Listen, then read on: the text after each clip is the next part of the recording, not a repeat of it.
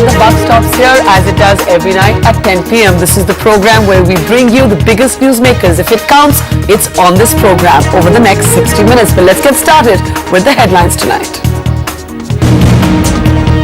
The Congress is on the back foot after the CBI drops Ottavio Quattrocchi from its list of most wanted. Is the Bofors ghost back to haunt? Ask that commission to suggest remedial measures on how the independence and autonomy of CBI can be restored. Advani says not just Modi, there are many potential prime ministers in the BJP. Will the allies say yes to the Modi chorus? Would you share the stage with Narendra Modi? No, not at all. The man who saved Anil Ambani's life is now found dead by the rail tracks in Bombay.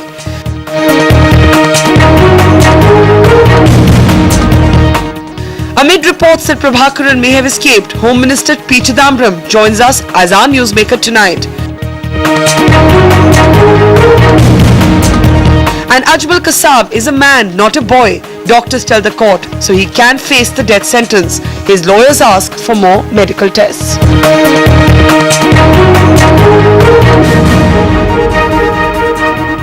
So on the buck stops here tonight, our first special focus.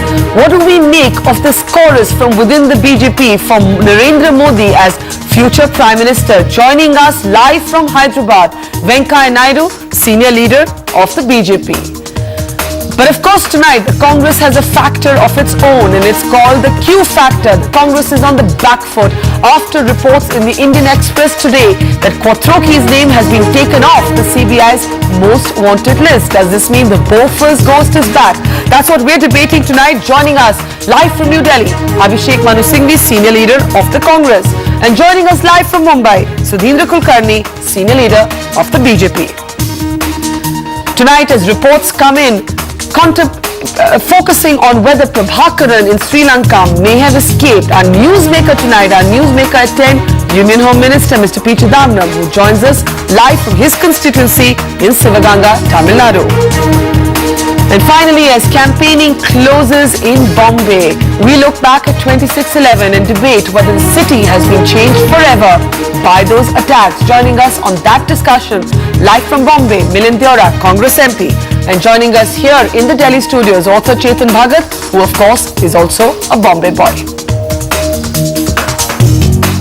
Well, let's get started with our top story tonight, the Narendra Modi factor. On the one hand, the Supreme Court has asked for a probe into whether Modi played a role in the Gujarat riots of 2002. But on the other hand, the chorus from within the BJP, which sees him as a future Prime Minister, continues to grow. What does this mean for the BJP campaign? Take a look.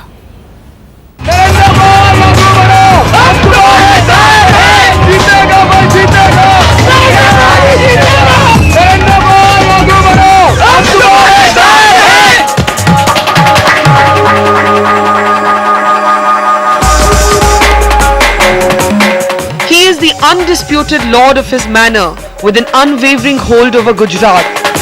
The new darling of corporate India, who were the first to endorse him as prime ministerial material.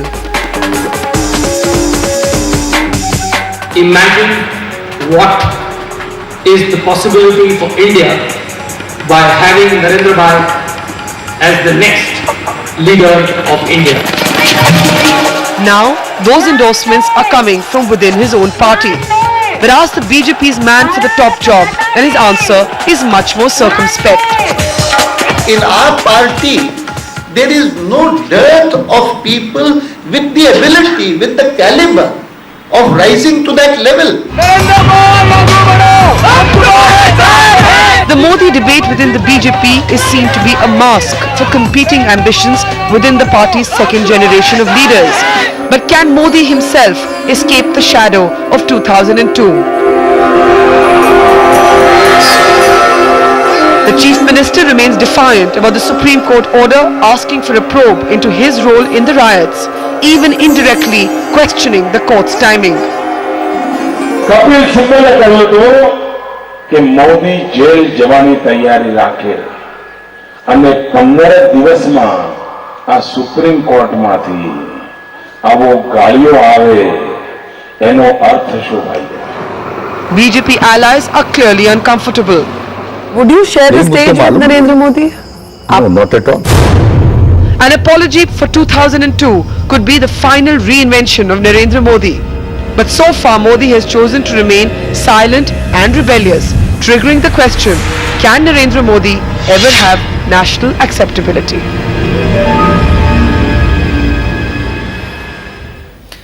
Alright, what do we make of this Modi chorus from within the BJP? LK Advani seemed to take it in his stride today, but what is it all about? Let's go across to Venkaiah Naidu. Mr. Naidu, first let's talk about the Supreme Court order that asks for a probe into Modi's role in the 2002 riots. Hasn't this severely embarrassed the BJP, especially at a time when it's projecting Modi as a future Prime Minister? Not at all. We have seen number of inquiries. After the highest court has given some order, we should not make any comment on that. We have nothing to worry. Let the inquiry be over.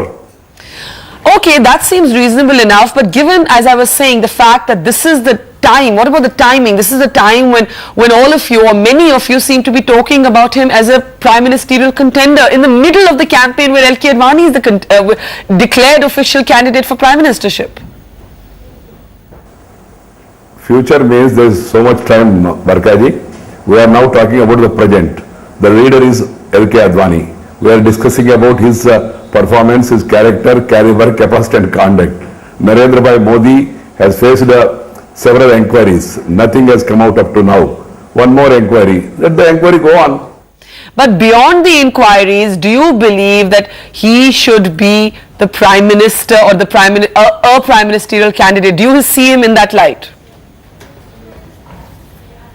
He is definitely a good material for the Prime Minister's post. But the question is, why are we discussing it? Time and again media is asking us, we are responding. But including Narendra Bhai, all of us are very clear.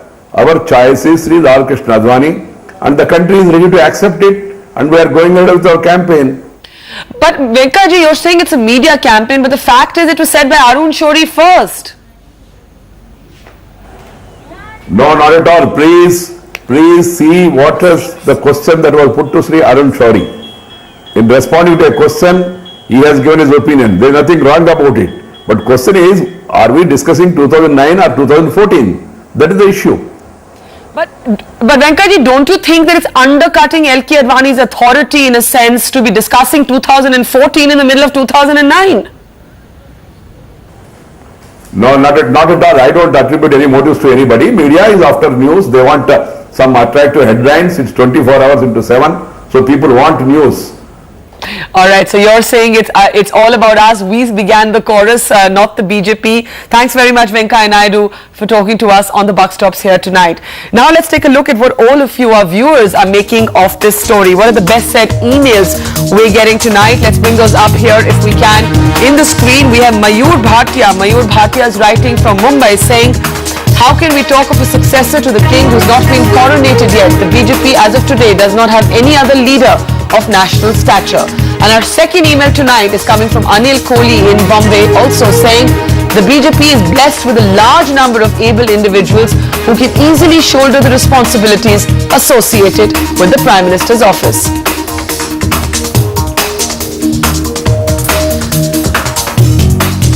Alright, those are our emails tonight, but the Congress, which may be enjoying the possible confusion within the BJP, has a factor of its own that's put it on the back foot, and it's called the Q factor. After news headlines this morning showed that the CBI had taken Otavio Kotroki off the CBI's most wanted list and even withdrawn the red corner notice for him, the opposition has targeted the Congress and accused it of misusing the CBI. Otavio Quattrocchi, the Italian accused of being the middleman in the Bofors scam, is no longer a wanted man, not by the Indian government at least. The country woke up to these headlines and the Congress found itself on the back foot, under attack from both the left and the right. और मैं इस प्रकरण के लिए प्रधानमंत्री को और Congress party की अध्यक्षा को दोनों को दोषी मानता हूं। Consistent political use of the prosecuting agencies and all the legal wherewithal that is available with the government.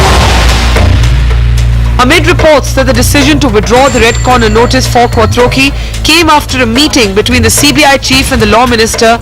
The Congress still insisted that the opposition was making political play. This is a politically motivated allegation. The government has no role in the judicial process.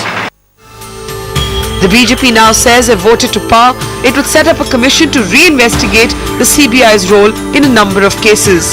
But Quattrochi, who has been outside India for more than 10 years, may have yet again brought the ghost of Bofors back to life. So is the Bofors ghost back to haunt the Congress, and more pertinently, does the voter care? Let me start with Abhishek Singhvi. Abhishek Singhvi, the Congress has taken the position that the BJP is flogging a dead horse. But whether or not this is an electoral issue, there is such a thing called political morality. Now, 3 weeks before the campaign ends, why should the CBI take a decision like this? How do you explain the timing? Barkha, I used this phrase, flogging a dead horse, in an article written many years ago. You have to understand the facts to realize how ridiculous this charge is. If Quattrochi and his association alleged as it is with the Congress and Rajiv Gandhi is so obvious, and if Quattrochi was so obviously guilty, the NDA government went after him hammer and tongs. From 2001 to 2004, they fought valiantly at 4 levels in Malaysian courts: district lowest court, first court of appeal, second court of appeal, and the apex court. They lost in all 4 courts and were unable to secure his extradition or his apprehension. The same thing happened with the CBI because of lack of evidence in Argentina. Now, on the basis of this, a legitimate query was raised 6 months ago, not now, in October 08, that look, can you continue with the red corner notice about a person against whom the basic case has been held by 2 sets of courts in 6 rounds of proceedings, 4 in Malaysia and 2 in Argentina, to be non-sustainable. On that, the AG is supposed to give an opinion. You're saying, Abhishek Singhvi, you're saying, one second, you're saying, acted then. Mr. Singhvi, are you saying, today is only a consequential, one second. Today is only a consequential action pursuant to that AG's opinion, whereunder the CBI will make a final proposal and the court will decide. okay, And let me lastly say, the Congress is not concerned about any individual accused. You can go and do what you like with any individual accused, but what is happening today is only a consequence of a long process where nobody has found anything sticking to him. And as far as the NDA is concerned, one last point, to me it's a half a minute. Out of 22 years, 10 years have been non-Congress governments. They have never found anything to do with Rajiv Gandhi or Congress.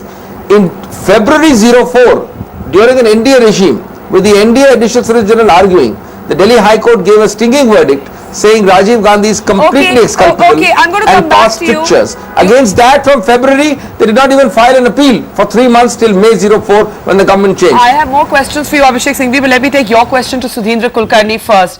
Mr. Kulkarni, the point that Mr. Singhvi makes, that for 23 years, we've been hearing Bofors, it surfaces it's in some way during every election. Why couldn't the NDA do something when it was in power? You had all the opportunity to do something and you did not. So why cry after it's all over?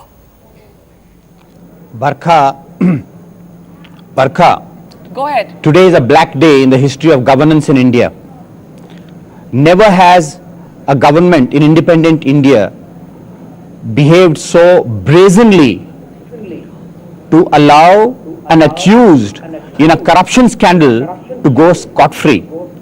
This, as Advani ji said this morning, is the final nail in the coffin of judicial process. Here is a government, the Congress party, first allowed Ottavio Quattrochi in 1993 to flee India just when the CBI was about to arrest him. Thereafter, they allowed this UPA government in 2006, defreezed his account, allowed him to take his money away. It was Indian people's money. Thereafter, they allowed Quattrochi, after he was arrested in Argentina, to go scot-free. And now, they have taken his name off the wanted list. It is now absolutely clear that here is a foreigner who is lording over this government, who is making a mockery of justice system in India, who is making a mockery of governance in India. She is using the Prime Minister, the Law Minister, the CBI as a Katputli. Sudhindra, are you Which is why I saying, say this is a Sudhindra, black are day in you the history saying of that this is governance in Sonia India? Gandhi's decision? The people will punish this government. One second. Just as they punished Rajiv Gandhi's Congress party in 1989. You're blaming Sonia Gandhi directly for this.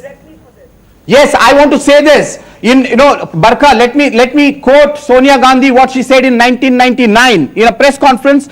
The only time she has spoken about Bofors and Kotroki, this is what she said. In 1999, August 13, the CBI has said he is a suspect. But we have never seen the papers naming him in the deal. They should show the papers establishing that he is guilty. Here is the Congress party president coming to the defense of Kotroki, who is an accused, and this after 3 courts in India and a court in Switzerland has already established his guilt. Oh, okay, let Abhishek Singhvi respond to this. Abhishek Singhvi, the Let me also BJP. add here, Yes. that Kotroki has said openly that he has no faith in India's justice system. Okay, let Abhishek Singhvi come in there. The BJP has made the argument that this is Sonia Gandhi and Manmohan Singh directly interfering in this case. And could you also explain what the Indian Express said this morning about this decision emerging after a meeting between the CBI director and the Law Minister, Mr. H.R. Bhardwaj? Let me restart, Barkha, by saying that the Congress has nothing whatsoever to do with an individual accused, be it Vinchadda, Hinduja or Kotroki. We are only concerned with the Congress and Mr. Rajiv Gandhi, who stand completely exonerated. Having said that, I think there is a very great substantial liberty with the truth which has happened with the facts just now. Mr. Kulkarni jumps from 93 to 2006. I am asking 3 simple questions which will answer all your queries. For 10 of the last 22 years, 10 years, including 2 years of VP Singh, 2 years of UF and 6 years of Vajpayee government, with a agenda directly against the Congress, with a hostility about Bofors, not one thing was found to hold Kotroki in 4 Malaysian courts. The entire Vajpayee government, with the then Law Minister, stationed special counsel, they lost in the lowest court, first court, second court, third court. Now, if the evidence is so stark and open, why was the NDA not able to stick a small piece? And separately against Rajiv Gandhi, they tried everything. They were not able to find till today an iota, not even an allegation. Okay, let him And respond the to that. court in February 04, I repeat, Yes. after 6 months before, 1 minute, Yeah. 6 months prior to February 04, the case went on. Additional Solicitor General appeared. After the court quashed it in February 04, the case was so devoid of merit that the government of the NDA did not appeal till May 04, when the new government came after May 04. Now, the point therefore is Yes. that actually it's nothing but a fig leaf, it's a dead horse, they flog it at every election. It's nothing but an emotive issue. If they had something, they'd be able to convict somebody.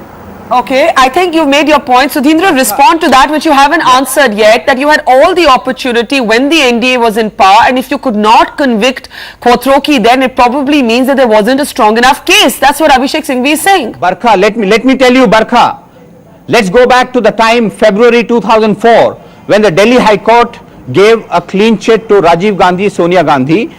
The parliament had already been dissolved or about to be dissolved. Our government did not want to be seen to be vindictive. We wanted the next government to take the case to the Supreme Court. We lost the election, but we never tried to subvert the judicial process. But here is a government, the Attorney General says that keeping Kotroki's name on the CBI's wanted list is an embarrassment. Embarrassment for whom? Is he acting as a lawyer for Kotroki or a lawyer for the government of India? Abhishek Singhvi, do you want to respond to that? Explain that statement. In fact, if we can bring that Attorney General statement up as well. What did Milan Banerjee mean? Can I just add a question? What did Milan Banerjee mean when he said it's an embarrassment to keep him on the list of most wanted? What did he mean? I am, Barkha, one major blunder is being made. You have to go and ask the government spokesperson. I'm not a government spokesperson, I'm a Congress party spokesperson. I don't have access to this. But let me hazard a simple guess as a lawyer. What the AG's opinion as quoted today in the Express appears to say is that when the main case against Quattrochi has been thrown out in 4 sets of court in Malaysia and subsequently for the same reason in 2 sets of courts in Argentina, when the main case doesn't exist, how can you continue to treat him like an accused? How can you notify him as a red corner? Who is it an embarrassment Therefore, the to? red corner must go consequentially. But who is it an Now that embarrassment consequential to? thing is happening after 6 months. But Mr. Singhvi, who is No, it an that's a form embarrassment of words. to? It's an embarrassment. That's a form of words. It means that it is wrong in criminal law to continue to have a red corner notice for a person against whom the main charges have been held to be non-proved by 4 or 6 courts. Okay, it's only a form of words. Okay, It is Sudhindra, not try to say embarrassment. Just something. read the sentence. Yeah, Read Sudhindra, the go ahead. sentence. Sudhindra, go ahead. Barkha, I'm surprised that the spokesman for the Congress party is not just defending Rajiv Gandhi and Sonia Gandhi, but actually defending Quattrochi, who is an accused. This itself shows that even the Congress party has been used as a buffer to protect those who were behind Quattrochi. Quattrochi has not hidden it from anybody that he was a close friend of the Sonia Gandhi family, the Italian connection. This, the financial corruption was bad enough, but what is far worse is the cover-up scandal right from the time of Rajiv Gandhi 1987. Sudhindra, you haven't explained yet why the BJP and the NDA government was not able to close this case. I still haven't got an answer from you on that. No, Barkha, as I said, we did nothing to subvert. We made an honest effort. The case was moving very, very slowly in Malaysian courts, but we did nothing to subvert. But here is the Congress party. They have used every time they are in power. They used Madhav Singh Solanki, they used Narasimha Rao, and of course this time the UPA has crossed all limits. The Prime Minister owes an explanation to the nation. He cannot say just as he said, when the CBI gave a clean chit to Jagdish Titler and Jagdish Titler, that he didn't know, he was not consulted. I can tell you, having worked in the government, that the CBI cannot lift its small finger without permission from the Ministry of Personnel, which is directly under the Prime Minister. Okay, that's quite an admission about the independence of the CBI. Abhishek Singhvi, very quickly, last comments. You know as well as we all do that elections and morality is all about perception. Do you not believe that in some ways the Congress has scored a self-goal on this particular issue? It's precisely the timing of this event which shows that the Congress is bona fide. Tell me, Barkha, what possible reason could there be for the Congress to do this now? Because maybe this happened by an opinion 6 months ago. You're not Mr. going to be voting back. No, Maybe 1 minute.